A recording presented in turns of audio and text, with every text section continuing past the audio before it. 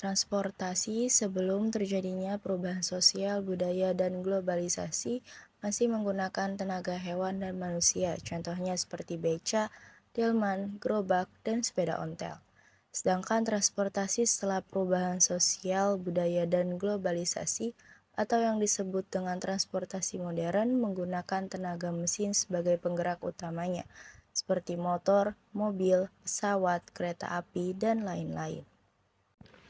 Sebelum adanya handphone, televisi lain menjadi sumber informasi untuk para masyarakat zaman dulu. Tetapi TV dulu hanya memiliki sedikit channel dan menggunakan antena.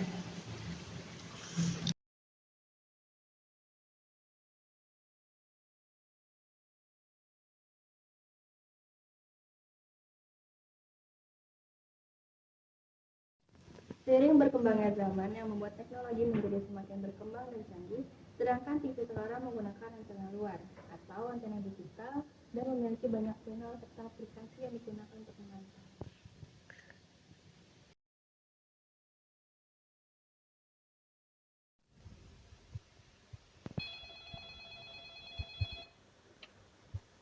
Waalaikumsalam. Oke Pak, siap. Nah, pada zaman dahulu kita itu berkomunikasi lewat telepon umum atau telepon rumah. Nah, seiring berkembangnya zaman, setelah itu muncullah sebuah handphone yang menjadikan telepon rumah menjadi jarang digunakan. Karena di handphone itu banyak memiliki fitur-fitur yang unik dan menarik dan membuat banyak masyarakat membelinya untuk berkomunikasi kepada keluarga dan teman-teman.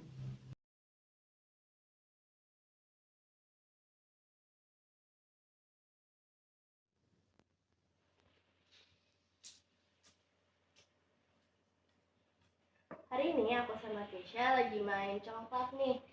Congklak itu asalnya dari Jawa. Congklak juga termasuk permainan tradisional.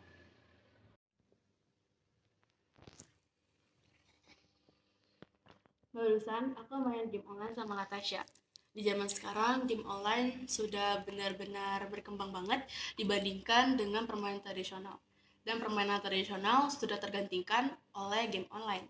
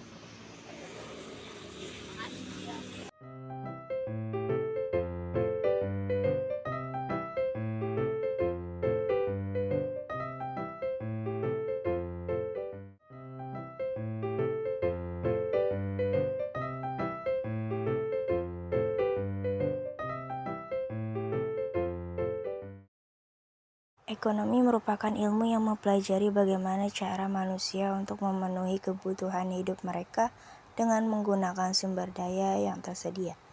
Kebutuhan dapat kita penuhi dengan banyak hal, salah satunya dengan membeli kebutuhan yang diperlukan dengan menggunakan uang tunai. Sedangkan sekarang kita bisa membeli kebutuhan yang kita perlukan tanpa harus dengan uang tunai, tapi dengan cara online atau transfer. Jadi hari ini kita akan membahas tentang soal matematika. Soal pertama, berapa 6 ditambah 6? Jadi jawabannya 6 ditambah 6 sama dengan 12. Oke? Soal kedua, berapa 8 ditambah 8? Jawabannya 8 ditambah 8 sama dengan 16.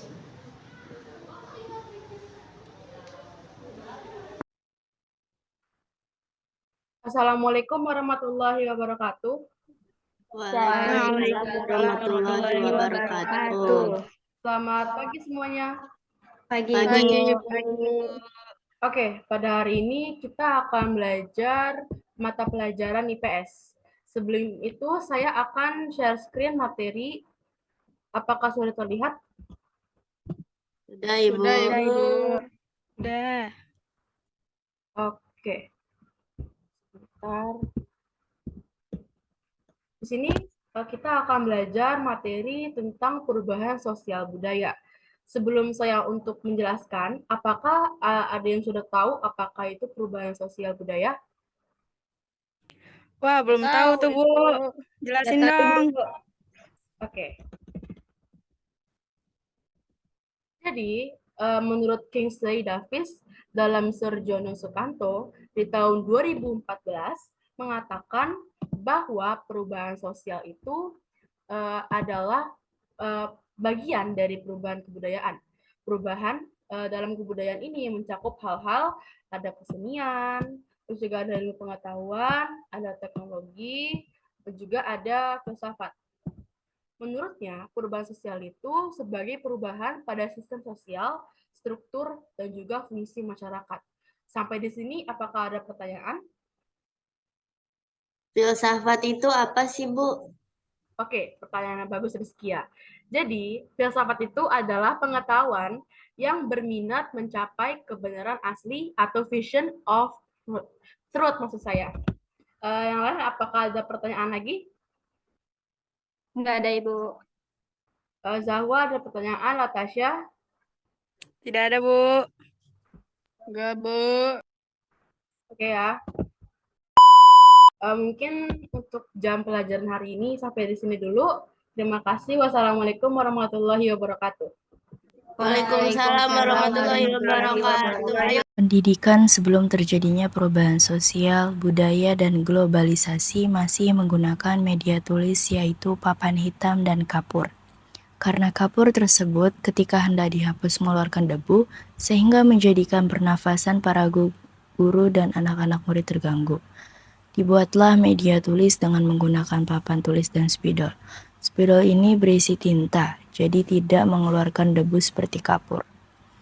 Berbeda dengan pendidikan yang sekarang, memang ada yang menggunakan papan tulis, tapi ada media yang lebih canggih seperti penggunaan handphone, laptop, atau komputer. Mengapa media teknologi seperti laptop dan komputer dapat memberikan pengajaran pada murid-murid? Karena di dalamnya terdapat banyak aplikasi-aplikasi dan fitur-fitur yang bisa digunakan untuk pembelajaran sehingga pembelajaran bisa dilakukan tanpa harus bertemu.